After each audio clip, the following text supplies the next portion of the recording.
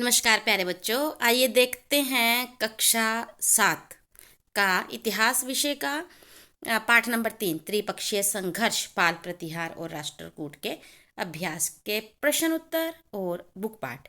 ये हमारे स्कूल के बच्चों के द्वारा किया गया कार्य है जिसे हम खुद उन्हें लिखवाते हैं।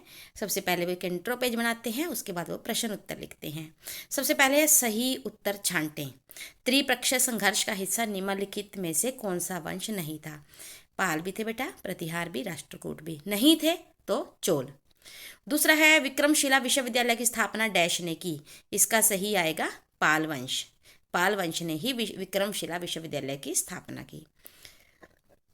उसके बाद है गुर्जर प्रतिहार वंश की उत्पत्ति अग्निकुंड द्वारा डैश ने बताई है। इसका सही आंसर है चांद बरदाई। ये बहुत ही फेमस लेखक हुए हैं पृथ्वीराज चौहान के समय में, और इन्होंने ही बताया है कि गुर्जर प्रतिहार वंश की उत्पत्ति अग्निकुंड से हुई है। उसके बाद है त्रिपक्षीय संघर्ष निम्नलिखित में से किस साम्राज्य को प्राप्त करने के लिए हुआ था? तो इसका सही आंसर है कनौज। उसके बाद है राष्ट्रकूटों के द्वारा प्रांत के अध्यक्ष को डैश कहा जाता था। इसका सही आंसर है राष्ट्रपति। राष्ट्रकूट के द्वारा प्रांत के अध्यक्ष को, यानी कि जो प्रांतों का अध्यक्ष होता था, उन्हें राष्ट्रपति कहा जाता था। उसके बाद है रिक्त स्थान की पूर्ति करें, यानी कि खाली स्थान भरने हैं। त्रिपक्षीय संघर्ष डैश पर अधिकार करने के लिए हुआ? कनौज। मिहिर भोज डैश वंश के प्रतिभाशाली शक्तिशाली शासक थे? प्रतिहार। संध्याकर नंदी और चक्रपाणी जैसे प्रसिद्ध विद्वान डैश शासकों के संरक्षण में कार्य करते थे? तो इसका सही आंसर है पाल शासक। त्रिपक्षीय संघर्ष लगभग डैश वर्षों तक चला? तो डैश में आ जाएगा 200। दंती दुर्ग डैश वंश से संबंध रखता था? तो इसका सही आंसर है राष्ट्रकूट। फिर है लघु प्रश्न। त्रिपक्षीय संघर्ष में कौन कौन से वंश थे? पाल, प्रतिहार और राष्ट्रकूट। दूसरा क्वेश्चन है पाल वंश में कौन से प्रसिद्ध विद्वान हुए हैं? संध्याकर नंदी और चक्करपाणी। उसके बाद है त्रिपक्षीय संघर्ष में गुर्जर प्रतिहार वंश के कौन से शासकों ने भाग लिया? नागभट्ट प्रथम, वत्सराज, मिहिर भोज, मिहिरपाल, महिपाल एक। उसके बाद है पाल और राष्ट्रकूट शासकों की शाखाओं की सूची बनाएं। देखो, गुर्जर प्रतिहार की शाखाएं हैं भृगुकच्छ, भंडार और उज्जैन। राष्ट्रकूट शासकों की शाखाएं हैं मान्यूर, अलिचपुर और मान्यखेत। उसके बाद क्वेश्चन नंबर 5 है पाल, प्रतिहार और राष्ट्रकूट वंश के लिए कनौज क्यों महत्वपूर्ण था? नंबर 1, सम्राट हर्षवर्धन के कनौज को अपनी राजधानी बनाकर इसे बहुत गौरवशाली स्थान प्रदान किया था। यानी कि हर्षवर्धन ने इसे अपनी राजधानी बनाया, इसीलिए सबको खटकने लगा। दूसरा, कनौज उत्तरी भारत का सबसे बड़ा सांस्कृतिक केंद्र था। यहाँ पर कल्चर और जो फेस्टिवल्स थे उसका एक अद्भुत संगम देखने को मिलता था। तीसरा है कनौज की भूमि बहुत उपजाऊ थी और ये व्यापार के लिए भी एक उत्तम स्थान था। इस वजह से हर कोई, चाहे वो पाल हो, प्रतिहार शासक हो या राष्ट्रकूट हो, वो कनौज पर अपना अधिकार जमाना चाहते थे। और इसीलिए लगभग 200 वर्षों तक ये तीनों वंशों के शासक आपस में लड़ते रहे। उसके बाद राष्ट्रकूट वंश ने शक्तिशाली व्यवस्था बनाई। क्या आप इस कथन से सहमत हैं?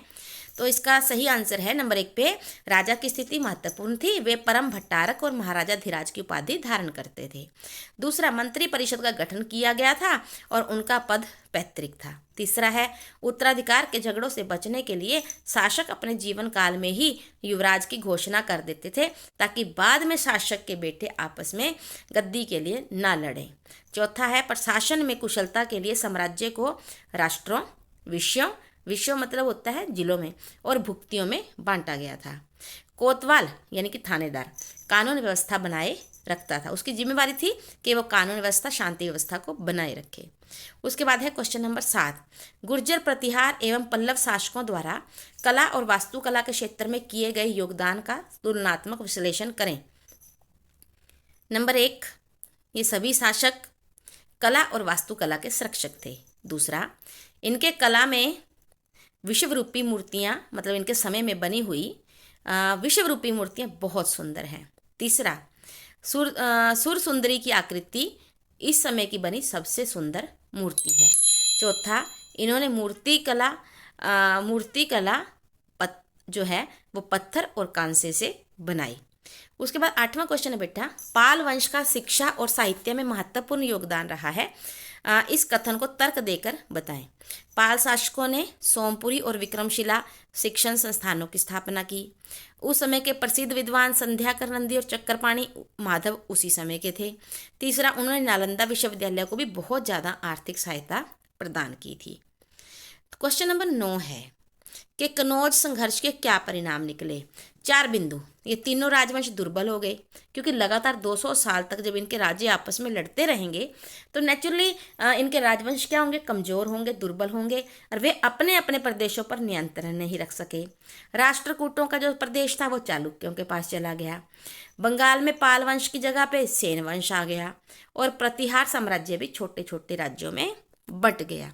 इस प्रकार कुल मिलाकर कनौज के लिए हुआ ये संघर्ष तीनों शासकों के लिए, तीनों प्रकार के राज्यों के लिए बहुत नुकसानदायक साबित हुआ। इसके साथ ही ये छोटी सी वीडियो हमें लगता है आपके लिए बहुत ही ज़्यादा लाभदायक रहेगी। अगर वीडियो पसंद आए तो लाइक ज़रूर करें और इसे अपने क्लास के बच्चों के साथ शेयर करें। कोई भी प्रॉब्लम हो तो कमेंट अवश्य करें। Thank you so much. Have a nice day. God bless you बेटा। जय हिंद, जय भारत।